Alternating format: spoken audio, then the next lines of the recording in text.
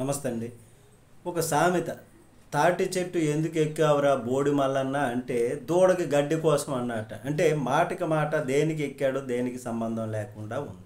అయితే మనలో ఉంటూ కొందరు దేశద్రోహులు, మనలోనే అంతర్లీనంగా ఉంటూ మనతోనే ఉంటున్నటువంటి దేశద్రోహులు మోదీ పైన ద్వేషంతోనో, లేదంటే బీజేపీ పైన ద్వేషంతోనో, హిందుత్వం పైన ద్వేషంతోనో ఉంటున్నటువంటి వారి మాటలు విచిత్రంగా ఉంటాయి. ప్రపంచ బ్యాంకు పాకిస్తాన్కు లోన్ శాంక్షన్ చేస్తే అట్లాంటి దాన్ని కూడా పక్కదోవ, అంటే దేనికి సంబంధం లేనటువంటి మాటలు పక్కదోవ పట్టిస్తారు. అసలు దాని వెనుక ఇప్పుడు మోడీ తీసుకొచ్చినటువంటి ఒత్తిడి, అమెరికా తెర వెనుక చేస్తున్నటువంటి కథతో జరిగినటువంటి మార్పు ఏంటనంటే, ఈ విషయం గురించి పార్థసారథి పొట్లూరు గారి కథనం ప్రకారం చూద్దాం. ప్రపంచ బ్యాంకు పాకిస్తాన్కి $108 మిలియన్ అప్పు ఇవ్వటానికి అంగీకరించింది. అయితే మోదీ ఆపలేకపోయారు అని అంటూ ప్రతి విషయాన్ని మోదీకి అంటగట్టడం వీరికి అలవాటైపోయింది. నిజమన్నది తెలియనటువంటి వాళ్ళు అంతర్జాతీయంగా మోడీ ప్రాబల్యం తగ్గిపోయింది అంటూ అపోహపడతారు. అసలు వాస్తవం ఏంటి? ఎప్పటి నుంచో వరల్డ్ బ్యాంకు దగ్గర ఉన్నటువంటి పెండింగ్లో ఉన్నటువంటి ఇవి అప్పు పాకిస్తాన్గా, వరల్డ్ బ్యాంకు పాకిస్తాన్కి అప్పు మంజూరు చేసింది, కానీ ఇంకా నిధులు విడుదల చేయలేదు.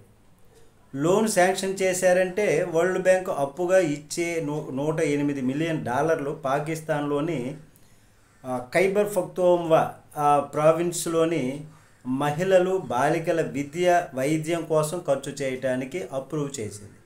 వరల్డ్ బ్యాంక్ ఇచ్చేటటువంటి అప్పు కేవలము కేపీకే ప్రావిన్స్లో మహిళలు, బాలికల కోసం మాత్రమే ఖర్చు చేయాల్సి ఉంటుంది. కానీ ఇతర అవసరాల కోసం నిధులు దారి మళ్లించకుండా ఎస్పీవి స్పెషల్ పర్పస్ వెహికల్ను ఏర్పాటు చేసి వరల్డ్ బ్యాంక్ సిబ్బంది కేపీకే అధికారులతో కలిసి నిధులు సక్రమంగా ఖర్చు చేస్తున్నారా లేదా అన్నది పరిశీలించి సక్రమంగా ఉంటేనే తరువాత ఇవ్వాల్సినటువంటి నిధులు చెల్లిస్తుంది బ్యాంకు. అంతేగాని ఒక్కసారిగా $108 మిలియన్ నిధులు విడుదల చేయరు, విడతల వారీగా ఇస్తుంది. దీనికి మోడీ గారికి సంబంధం అంటగడుతూ విమర్శించడం దేనికి?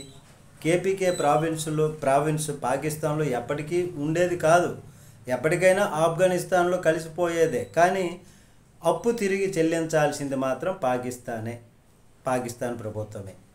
నమస్తే.